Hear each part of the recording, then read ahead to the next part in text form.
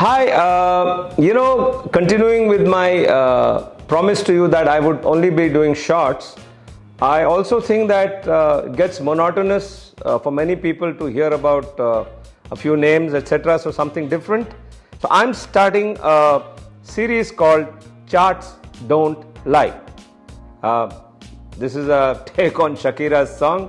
So, charts don't lie, and look at the dismal charts of Yes Bank and Idea. They're dead. Total flop. Same site, similar stock, poor reputation, Suzlon. Fundamentals are not really good, but charts don't lie.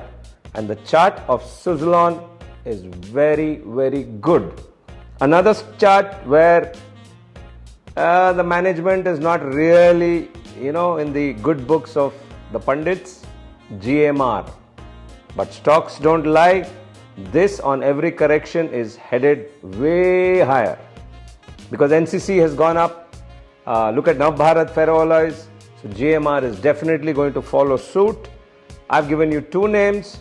I think Poonawalla FinCorp, which I've already covered, technically looks brilliant on every correction.